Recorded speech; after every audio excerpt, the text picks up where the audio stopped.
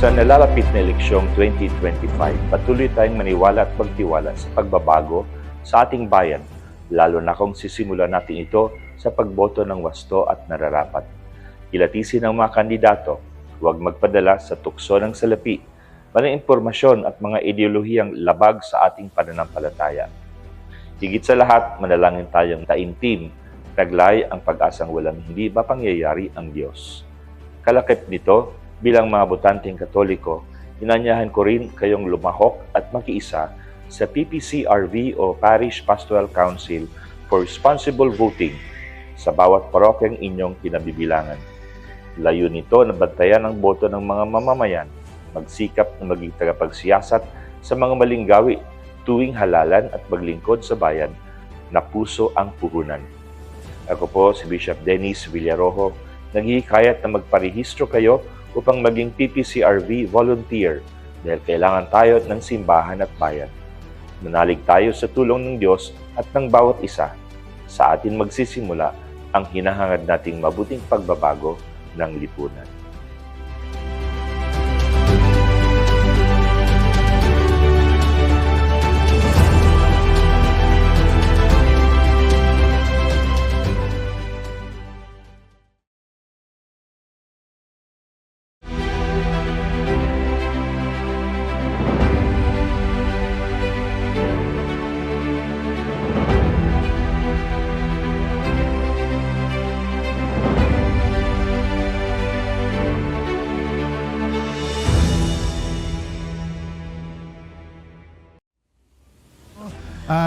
Kapag ka narinig po ninyo ng isang kandidato pro-abortion, Katoliko kayo, dapat X na yan sa atin, ano? Kung ang gusto ba natin sa hinaharap ay kahirapan. Oo. So kung ang gusto natin sa hinaharap ay makabubuti para sa lahat, pag-aralan nating mabuti, tulungan natin na makapagdesisyon gaya ng simbahan, tinutulungan natin makapagdesisyon ng tao para sa magandang kinabukasan at maliwanag na kinabukasan. Ito ang tanong ng marami. No? Ang tanong ng marami, kung wala tayong block voting, bakit daw yung El Shaddai meron? Magandang gabi po muli sa inyong lahat. So nandito po tayo sa pagpapatuloy ng ikalawang bahagi po ng atin pong talakayan tungkol po sa Catholic vote. Dinalakay na ho natin yung mga prinsipyo, kung meron nga ba talagang Catholic vote, ano po yung mga dapat isaalang-alang ng isang Kristiyanong Katoliko sa pagboto. Ngayon naman, magandang alamin natin kung ano-ano yung mga kinakaharap ng mga suliranin o pagsubok ng simbahan pagdating sa eleksyon. Siguro, sino gusto sumagot? Alvin, Malin? Sige. Siguro po, Father, bukod nga sa pera, di ba? Yung sa iba't ibang pananaw ng mga miyembro ng simbahan din. Doon medyo nagkakaroon tayo ng iba't ibang opinyon, no? Iba't ibang pananaw sa atin. Kaya isa din 'yon, no? Kaya sa atin bilang parte ng ating simbahan, sinusubukan nating tugunan 'yon, no? Sa pamamagitan ng malawak na pangunawa ng simbahan na paulit-ulit na pagpapaalala na hindi dapat maging rason ng politika o hindi pagkakaunawaan, pagkakaiba ng pananaw para hindi magkasundo. Kasi nga, di ba, sinasabi, parang watak-watak tayo. Kasi kumpara doon sa iba, madaling sabihin na sila'y buo kasi meron nga silang black voting. Tayo parang hiwa-hiwalay nga tayo eh. Pero watak-watak nga ba tayo? Father, ako sa tingin ko, hindi tamang term yung watak-watak. Watak-watak. Siguro ho, mayroon lang tayong pagkakaiba-iba ng opinyon. Yan. Diba? Meron lang tayong iba't ibang pananaw. Oo nga, no? Diba? Yung sa mga binanggit po natin kanina na syempre, meron tayong papanigan at merong hindi. Oo. No? Kung nakikita po natin, siguro madali naman pong i-analyze kahit naman sa simpleng tao. Alam natin kung ano yung mali, alam natin kung ano yung tama. So, siguro sa ganung pamamaraan, magkaroon tayo ng prinsipyo para ipaglaban kung ano yung mabuti. Siguro, tama yung sinasabi mo, Alvin, no? Magkakaiba tayo ng mga sinusuportahang kandidato, pero hindi naman ibig sabihin nun watak-watak tayo kasi may isa lang naman tayong layunin na mapabuti yung bayan, yung komunidad, na mapabuti, lalo tigit yung mga mahihirap. So, yun ang layunin natin, yung pagmamahal sa bayan at sa bansa. siguro nagiging watak siya, warak, pagka hindi na iyon ang layunin mo. 'Di ba? Kung ang layunin mo lang ay suportahan ng isang kandidato o politiko, no, siguro doon ka na nagde-deviate doon sa layunin. Pero tayo bilang Kristiyano, lagi ang panawagan sa atin ay suportahan yung makabubuti para sa nakararami. Ayan. Ito po, real talk. Yan, real talk na tanga. Yes po. Gaano po kadali o gaano kahirap pasunurin ang lahat ng simbahan dito sa ating diocese na sumunod dun sa ating stance na maging non-partisan? Ayan. Siguro, Father, ko dapat sumagot. Ako muna, tapos na ikaw, no? Mahirap din talaga siya kasi hindi lang ito problema ng simbahan, problema ito nating lahat ng mga Pilipino. Kasi parang na-orient tayo doon sa kinakailangan may kampihan ka. Doon sa kung sinong politiko o sino mang kandidato, dapat meron kang kung kanino ka. No, nabasa ko 'yon sa sa ano ba 'yan? Philippine History Revisited, no, Renato Constantino. Sabi doon, kasi yung pre-colonial pre-colonial Filipinos daw, kasi 'di ba mga tribo-tribo tayo, and then kung tribo-tribo daw tayo dati, so laganap noon yung magiging under tayo ng isang pinuno. Kaya kung under ka ng isang pinuno, nandun yung loyalty mo, nasa tao. So sabi doon sa libro na iyon ay siguro nadala natin yon hanggang ngayon na nagiging loyal tayo sa isang pinuno, no? Nagiging loyal tayo sa isang tao, hindi doon sa makabubuti para sa nakararami. So, yun siguro yung dala-dala na rin ng maraming mga tao ngayon na hindi maiwasan na maging non-partisan o hindi maiwasan na maging partisan, no? Kasi nga parang ang nasa kaisipan natin dapat meron akong sinusuportahan, at kung sinusuportahan ko to, dapat ipaglaban ko ito, no? Mahirap pong pasunurin lalo tigit yung mga nasa simbahan kasi nga po ay may mga pangangailangan ng tao. At kadalasan po yung mga pangangailangan ng tao, yun ang ginagamit ng mga politiko para himukin, para akitin, no, yung mga tao para sumuporta sa kanila. No, kailangan ng pera, bigyan ng ayuda. Kailangan ng panggamot, bigyan ng panggamot. No? Laging nahandoon sa end na yon yung paghimok. Pero 'di ba dapat isipin natin na itong mga ibinibigay ng politiko, it's not a favor coming only from them. Ito yung mga dapat na serbisyong tinatanggap ng mga tao araw-araw na ipinoprovide dapat sa atin ng sistema ng gobyerno. So dapat hindi natin ito itinatanim na utang na loob sa mga politiko. So yung mga ganon.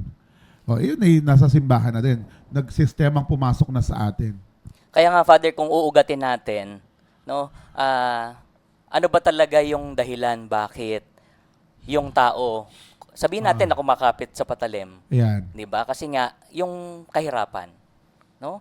So yung sistema parang nakasanayan na natin na tuwing mag-eleksyon, 'di ba? Nagiging biktima na lang palagi yung mga mahihirap nating mga kababayan, Oo. 'di ba? So parang nawawalan sila ng choice dahil kailangan nila. 'Di ba? Parang napipilitan sila na tanggapin yung ganong sistema ng gobyerno o tuwing magkakaroon ng eleksyon dahil nga kailangan nila. 'Di ba? So, kaya kung uugatin natin, Father, baka ang problema talaga programa ng gobyerno nagkukulang.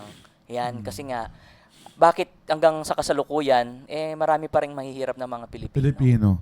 Yun. Kumbaga po na-exploit yung ating mga basic needs. Basics, yan. Bukod doon, meron pa ako isang nakikitang problema. No? Ako siguro nasa aming mga pari din. No? Kasi kung yung mga tao ay tinitingnan yung mga pari bilang modelo, tapos yung mga pari ay very partisan, nakikita natin yun, di ba? Alam niyo yan, no? Pag-usapan na natin, lakasan na natin ang loob natin, ano? Banggitin na talaga natin. May mga pari talagang mayroong hayagang sinusuportahang kandidato, which is napakamali, no? Kasi nga, non-partisan ng simbahan. Pero yung pari, makita natin na itong kandidato lang na ito, yung laging pinagpapamisa, o kaya itong kandidato lang na ito, yung kapag ganahan dyan, pinag-aalay. So, yung mga ganong mga gawi, yung mga ganong mga pagkilos mula sa aming sa aming mga pari, ang nagiging misconception na yung mga tao iniisip nila, bakit si Father pwede naman? So, bakit kami magiging non-partisan? Si Father, harap-harapan, hayagang-hayagan na ipinapakita yung suporta niya sa isang tao. Bakit kami susunod? So, yun. Yan. So parang Father, there's always a reservation. Ayan na. Parang Reservation ba yun talaga? Ewan ko po, pasensya na po. Pero realidad, real talk naman na talaga tayo, no? Paano ba natin susolusyonan yun? Kayo po, bilang pare. Syempre naman po, meron kayong sinusuportahan ding kandidato na hindi nyo man hayagang i-endorso. Alam nyo po kung sino yung sumusunod sa batayan ng mga karapat-dapat iboto. So paano po kayo, yung subtle ways po to endorse someone or para mag-guide yung mga botante nung tamang, not particular sa tao. Pero Ako ako personally, kunwari, meron akong mga pinapahalagang values. Katulad nga ng sinasabi sa Tibok Pinoy, di ba? Kung ano yung values mo, yun din yung hahanapin mo doon sa mga kandidato. At kung meron man akong nais himuki na tao na maging katulad ng aking pananaw, halimbawa yung pamilya ko, no, yung nanay ko, tatay ko, yung mga kapatid ko, tinuturo, sinasabi ko sa kanila yung mga dapat hanapin, no, sa mga kandidato na nakita ko doon sa mga kandidatong ito. Based from my values, sa amin bilang pamilya, ano ba yung mga pinapahalagahan namin? Yung dapat ay una, may pakialam sa kapwa, handang danasin yung dinaranas ng mga maliliit, mahihina. So yung mga ganun, yung hindi lang laging mayaman ang kasama, kundi yung mga kandidatong handang bumaba kahit doon sa mga pinaka nasa laylayan. So yung mga ganun, ipinapakita ko yung mga nakikita kong batayan at hinahayaan ko sila na makita rin yun sa mga kandidatong available.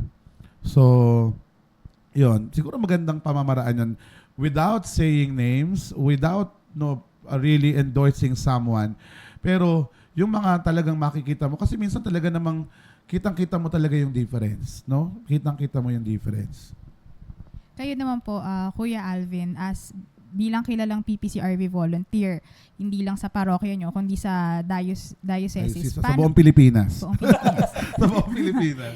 Paano nyo po, halimbawa may lalapit sa inyo, napaki-endorso naman ako bilang kilala, kaibigan, alam nyo naman ang aking, kung saan ako nanggaling, ganun. Paano nyo po dinedecline o pinapaliwanag na hindi po kayo pwedeng mag-endorso? sa akin naman, actually, hindi naman para i-endorse kasi alam nila yung stand ko na talagang walang papanigan, walang susuportahan. Actually, yung ako nga, previously, syempre may tayong mga kamag-anak din. So kahit through Facebook, social media, hindi talaga natin ini-endorse.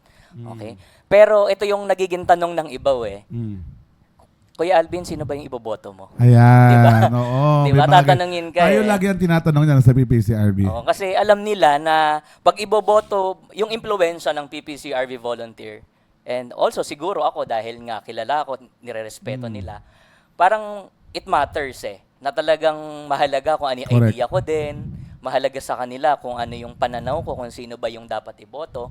So ang lagi ko lang pinapaalala, piliin natin kung sino yung namumuhay Correct. ng maayos. Kaya nasa ano din nasa pamumuhay din ng tao Halimbawa, yung sinasabi ni Alvin, parang sa komunidad mo kinikilala ka. Ibig sabihin yung pagdating sa pagpili ng tamang iboboto, nasa iyo yung credibility.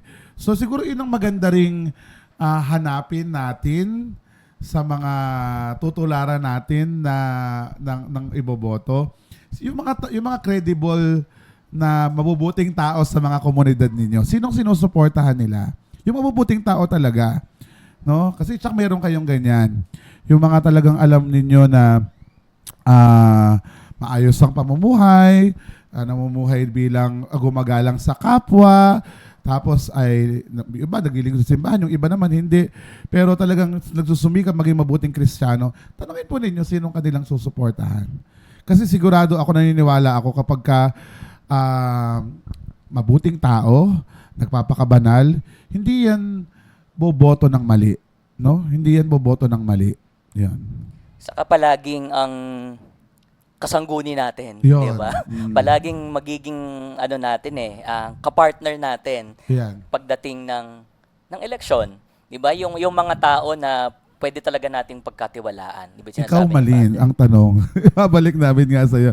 Ikaw, paano ka, kung meron ka bang, nais mo ba na yung mag-endorse din? Halimbawa, maapektuhan yung mga kasama mo, ganyan. Paano mo ginagawa na sila, kahit pa paano, maturuan, maapektuhan doon sa mga pinaniniwalaan mo? Ako naman, syempre meron po talaga tayong napupuso ang iboboto. Mm. Pero hindi ko sinasabi o ine-endorso dahil, well, kaya naman po sila ang napili ko dahil alam kong sila yung karapat-dapat. Pero ang ginagawa ko po sa mga kakilala, kaibigan, ang pinapaliwanag ko po sa kanila ay yung pagiging faith-based po natin. Okay. Oh, yun talaga So, hindi mahalaga. po pangalan, kung hindi po, ang sinasabi ko po, kung ano yung tingin nilang tama at base sa kanilang pananampalataya. Mhm. Kung ganun po, manalo o matalo yung iboboto, Oo, yung kandidato, wala yun po din tayong mahalaga talo. din yun. No? Kasi yung iba, bumoboto lang kasi alam nilang mananalo no? Kaya maganda din po nating pagnilayan minsan. Sinusuportahan mo lang ba yung kandidato mo dahil siya yung mananalo? O sinusuportahan mo siya dahil nais mo yung kanyang mga prinsipyo? No? Kaya kapag ka ang sinusuportahan mo, yung gusto mo yung kanyang mga prinsipyo, manalo o matalo man siya, suportahan mo siya. 'Di ba?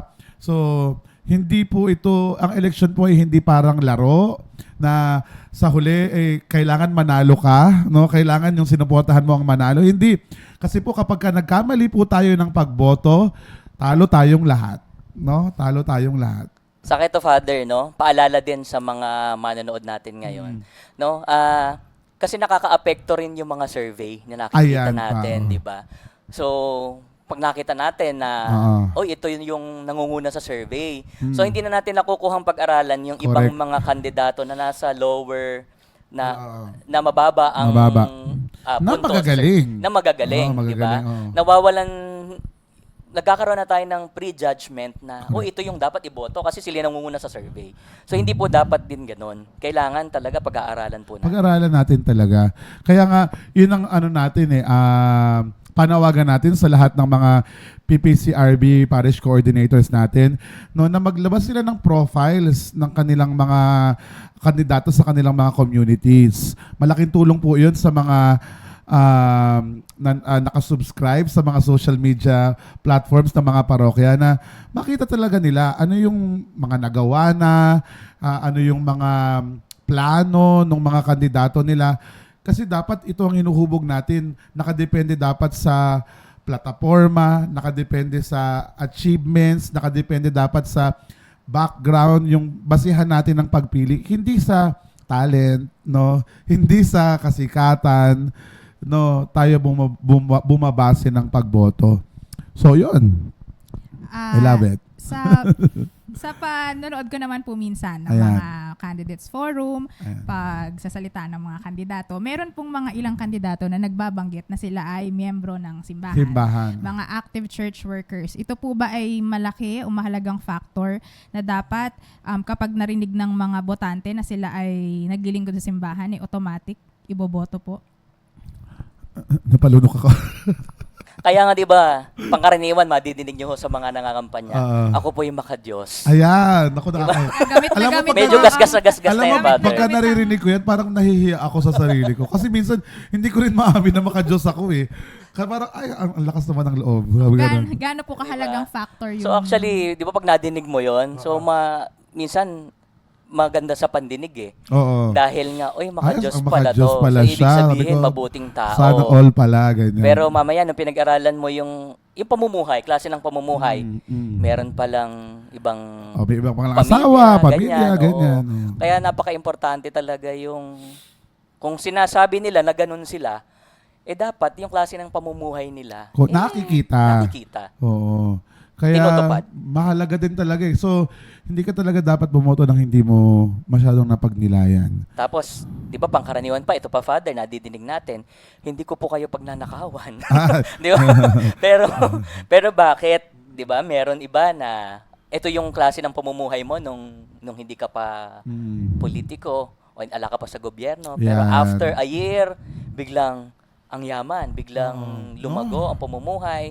So, kung ganun po ang mangyayari, nagkamali man tayo sa pagboto, sa susunod, 'di ba? Itama na natin. Itama na natin. Hindi naman na pwede na laging mali. Oo, kaya nga 'di ba po, kung 'di ba halimbawa noong nakaraang eleksyon na-realize mo na mali pala yung binoto mo. Parang sinasabi nga nabudol ka. Kung yung ginamit mong pamantayan noong 2022, sabihin na natin 2022, ibahin mo na yung pamantayan mo ngayong 2025. Ibig sabihin, wag na yung ginamit mong pamantayan noon. Kung dati bumayas ka lang sa sinasabi sa social media, sa internet, at yun na yung binoto mo, dahil nalaman mo ngayong binudol ka noon, wag mo na magbase sa internet ngayon. 'Di ba? Mag-aral ka na ngayon. Kasi wag mo nang hayaan yung sarili mo na mabudol ulit. 'Di ba? Yes. Mag-research. Ibig sabihin, kung nabudol ko ngayon, magtanong ka dun sa mga hindi nabudol. Kung ano yung kanilang mga ginamit na pamantayan. Ano yung ginamit nilang basihan para hindi sila mabudol. Para hindi ka rin mabudol. Kasi pagka nabudol ka, tayong lahat damay. No? Wala tayong masabi masyado doon. Pero tama naman, di ba? No? So, ang bansang Pilipinas ay maganda nga yung susunod na tanong dyan eh. Meron tayong tanong na sa lahat ng ito, no, nakikita natin ang daming problema sa eleksyon, sa pamahalaan. May pag-asa pa ba? No, may pag-asa pa ba tayo? Tayong mga Pilipino. Kayo, personally, dahil madalas tayo sa voters education, kaharap natin yung mga botante, talagang nagpapakapagod tayo. Minsan, ako personally, tinatanong ko din sa sarili ko, may pag-asa pa ba? Meron pa bang saysay itong ginagawa ko? Ikaw, Alvin. Kaya nga, Father, tinatanong din dyan sa Tibok Pinoy para kanino ka bumabangon. Ayun. 'Di ba? Kasi ang buhay magpapatuloy yan eh. May problema ka man, marami man yan, mabigat man yan, kailangan natin magpatuloy eh.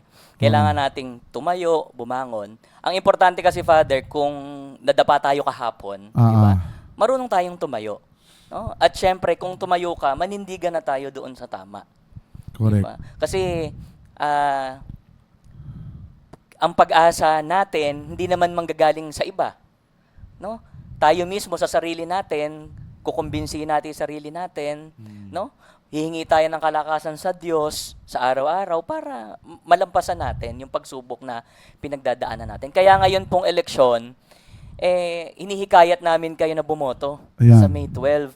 Kasi ang daming, Father, kumakalat din ng mga bali-balita sa iba't ibang lugar, iba-ibang kwento na ngayon, kasi talamak pa rin naman yung vote buying and vote selling, di ba? So, hindi na po natin yan, andyadyaan na siya, sistema na sa tuwing eleksyon. So, paano natin mapaglalabanan yan, yung vote buying and vote selling, di ba? So, meron, ang sabi, babayaran ka, tapos hindi ka na pabobotohin, ganyan. Or kaya naman, Dadalhin ka sa swimming sa araw ng eleksyon, di ba? o kaya, Father, tinatakot ka na pag nagpalista ka at binayaran ka, hindi ka na pwedeng bumoto ng iba kasi pagka nag-cast ka daw ng vote, hindi na daw mabibilang yon. So, Ayan. ganyan po ang mga takot po ngayon sa mga Tinitingnan ka ng binabayaran. mga watcher pag bumoboto Oo. ka, ganyan, nakikita nila, nalalaman daw nila, hindi ho yung totoo, Huwag no? po kayong maniwala sa ganon. Doon po kami sa presinto. Yes. Isa po yun sa mahalagang gampani ng PPCRV, yung magbantay ng Magbantay. mga boto nyo, hindi lang during election day, pero hanggang matapos. Correct. Kaya ang pag-asa ho ay nasa May 12, 2025 election. So bumoto ho tayo kasi ito ho yung pagkakataon natin na mabaliktad ang sitwasyon ng buhay. Correct. 'Di ba? Wag na natin balikan ang madilim na kahapon. Oo. Gumising na tayo sa maliwanag na kinabukasan, na umaga. Oo, tsaka kawawa yung mga talagang dapat nakaka-receive ng mga government services na hindi nila natatanggap. Halimbawa, maraming mga mahihirap talaga na wala silang choice. Pag may sakit sila, talagang mamatay na lang. Pero isipin mo, dapat napapagamot natin sila through our government services, di ba? Maraming mga tao na dapat ay mataas ang sweldo, maayos ang pamumuhay, pero dahil nauuwi sa bulsa ng iilan, dahil bumoboto tayo ng hindi karapat-dapat, nawawalan tayo ng mga oportunidad sa buhay. Sa ako, Father, naniniwala pa rin naman ako na meron pa ring mga tumatakbo na maayos. Maayos mamahala. Talagang piliin lang po natin. No? Kaya nasa atin ho talaga ang Yan. sagot eh. Hindi Ang naman sunod ho talaga, kakandidato na kaming tatlo. Kakandidato Hindi tayo pwedeng endorse. Ay, pwede endorse. So, ayan. Magulat ko kayo. Ako naman po to answer your question, Father Jess. Of course, there's Ah. still hope. May nabasa po ako you don't have to feed the 5,000 people. You just Oh. have to provide the 5 loaves and 2 Oo, fishes. oo. Kasi when we ask kung may pag-asa pa ba, ang thinking natin is mapabago pa ba natin ang Pilipinas? Oo. Hindi naman po Ang yun laki masyado, yes no? po. Kung ano lang yung iniharap sa'yo na kaya mong gawin. Yun ang Yun. gawin mo. And as long as we're persistent and consistent, there is hope. So, mas may chance na magbago kung may gagawa tayo kahit maliit kesa wala tayong Correct, gagawin at no? all. Kaya po, huwag kayong mawala ng pag-asa, no? Mga kasandigan, gawin po natin yung parte natin. Kung ano man po yung inihahain sa atin ng sitwasyon, gawin natin ng mabuti. Bumoto ho tayo sa darating pong May 12. Ayan. Meron pa tayo mga questions? So, any final words po, Father Jess, sa ating mga na-discuss? Ako, para sa akin, pagdating sa Catholic vote, kailangan talaga natin sundin yung mga pamantayan natin bilang mga Kristiyano, bilang mga Katoliko. Yun lang, huwag tayong lumayo sa mga itinuturo ni Kristo. Kung ano mang itinuturo ni Kristo sa atin, sundin natin. Kasi hindi tayo ililigaw ng Diyos, hindi tayo ipapahamak ng Diyos. So, kung yung mga kandidato ninyo ay hindi sinasalamin yung mga itinuturo ni Kristo, wag na yun. No, X na agad yun. Pero kung yung mga kandidato ninyo, kahit hindi siya sikat, kahit hindi siya sa palagay mo malabong manalo, suportahan mo kasi sinusunod niya yung mga pamantayan ni Kristo. Pero hindi lahat nga ng nagsasabing sinusunod niya si Kristo ay totoo. Kaya po magsaliksik, mag-aral, no? Tuklasin, no, yung pagkatao, nagawa, background, capabilities po ng mga susuportahan natin. Naniniwala ako, makakristiyano po yun yung gagawin natin, no? Maraming salamat po, Father Jess. Ngayon po, para sa ating isang kusing. No, isang siguro, Alvin, ikaw, any realizations? Siguro ako, Father, no, dito sa discussion natin na to na makabuluhan. No, meron din naman akong mga natutunan. So, sabi ko nga, hindi ko mo matagal na tayo sa service as PPCRVA, wala tayong matututunan sa isa't isa. So siguro pinakamaganda ho ay marunong pa rin tayo talagang makinig, no? Yung ating konsensya, unang-una yung binubulong sa atin ng ating konsensya. At syempre, yung pagtawag natin sa Diyos, no, pakinggan natin. Kasi nagsasalita ang Diyos sa puso natin. Sa bawat tibok ng puso po natin, ay nakikinig ang Diyos, di ba? Nagsasalita ang Diyos.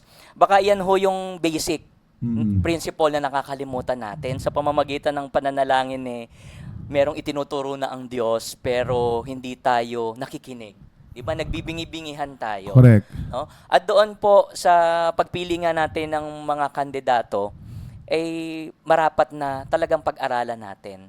Kasi hindi po ito biro. Ito po ay 3 taon na term, 6 na taon na term. So, sino po ba ang makikinabang dito kung sakaling makapaglagay po tayo ng mabuting tao sa gobyerno? Hindi ba tayo din naman pong lahat? Yes. Diba? So, it is a domino effect. Kung mabuti ang namumuno, bubuti din ang buhay ng tao. Diba? So, kaya maganda ho na itong Tibok Pinoy, no? No? Yan ho ay atin pong pag-aralan, no? Suriin ho natin yung ating mga sarili. Kasi baka ho sa atin mismo, baka tayo mismo nagkukulang sa sarili natin. Baka tayo mismo hindi natin napag-aaralan yung basic, no, na dapat nating isinasaalang-alang. No? So, yan po. Oh, yun. Maaaring magbago ang buhay mo kapag tama ang iyong ibinoto. No? Tsaka dagdag ko lang, binabanggit ni Alvin yung konsensya. Yun ang gagamitin natin sa pagpili. Pero yung konsensya siguraduhin ding tama kasi minsan merong makalyo ng konsensya. Kaya po advice po namin sa inyong lahat, mangumpisal bago bumoto. No?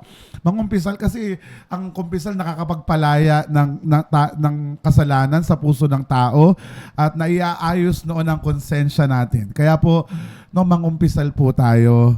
Malaking bagay po maitutulong nun yung biyaya at grasya ng Espiritu Santo para sumaatin at maging malinaw ang ating puso't isipan. Mangumpisal tayo. Lalo tigit, mahal na araw na, no?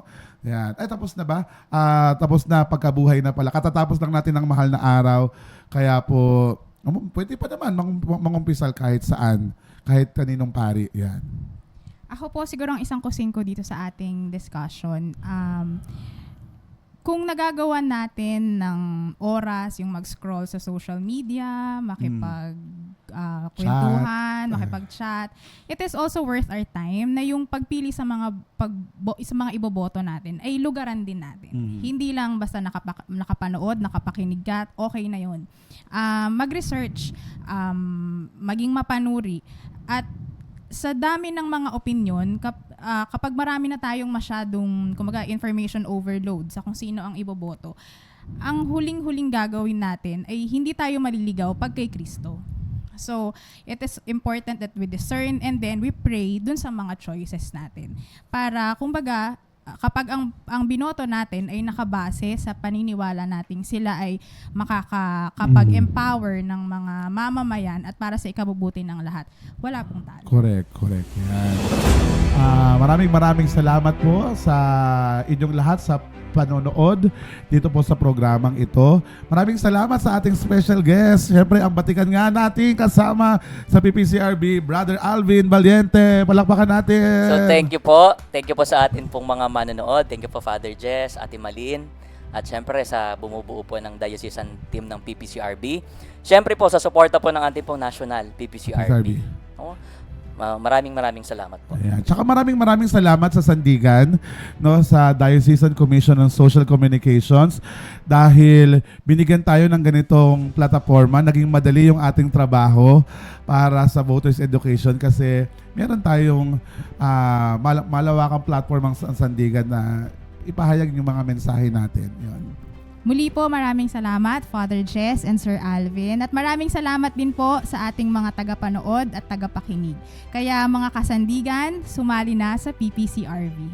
Kung marami po kayo natutunan sa episode na ito, maaari niyo pong i-like ang podcast na ito at manatiling nakatutok sa mga social media platforms ng Ang Sandigan sa Facebook, Instagram, TikTok, X at YouTube.